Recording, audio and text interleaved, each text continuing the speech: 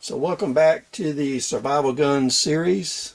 Today's question is, can you make a rifle stock out of a 2x4 or a 2x6? The answer to that question is yes, with limitations.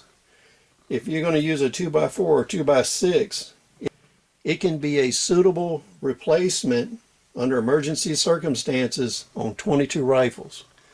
So for 22 rimfires and 22 Magnums, you can take a 2x6 or a 2x4 and make a serviceable stock.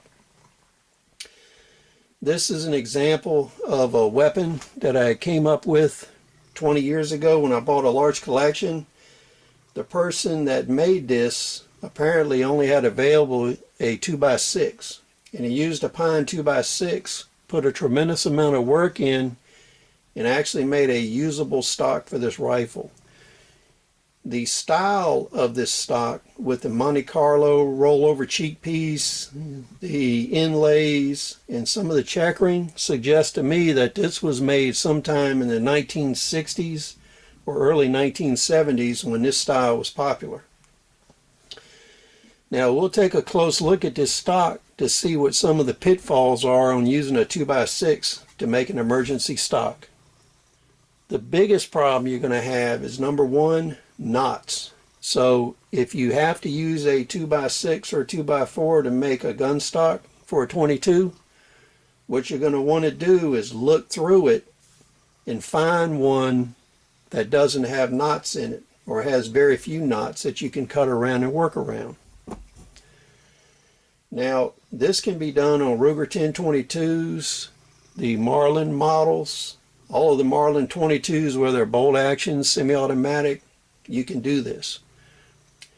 Now with the Marlin you can get away with using a 2x4 because the stock dimensions are smaller. With some of the other rifles, including this Springfield 6A, you have to use a 2x6 in order to get sufficient height to make the stock. Now if you try to use one of these pine stocks or a Douglas fir stock on a heavy recoiling gun, it's going to crack and come all apart. This is only suitable in emergency circumstances for guns that have extremely low recoil. So what we'll do is take a close-up of this and we'll see how defects in the 2x4 can impact the stability of the stock. So the two things we need to look out for is cracks, inclusions, and knots. So this is our first example of a knot in the stock, and you can see how it's cracking and it's starting to come loose. He actually chip carved and put checkering through it, but over time these knots are going to become unstable, and you can see the counter cracking around it. So as you look on this stock, you can see how the crack moves forward from the knots. On the back side of the stock, you can see here this knot loosened up over time, and the cracking around it. A lot of times with pine trees, especially southern yellow pine, you're going to have a lot of subsidiary cracking and defects in the wood around knots, and over time they will loosen up and they can actually come out of the gun. You can see this is another example of a knot in it. And over time, a lot of these inclusion cracks are going to grow. And apparently he didn't have a trigger guard, so he took one from a muzzleloader and put it on the rifle. And when you look at the stock design here, you can see a lot of cracking around the trigger guard. So when you're making cuts into these stocks, you don't want to have sharp edges, especially on this pine. What you want to do is relieve all these edges so they're rounded. That way they don't propagate cracks. Now, this was a poor choice for stock material, making it out of a 2x6.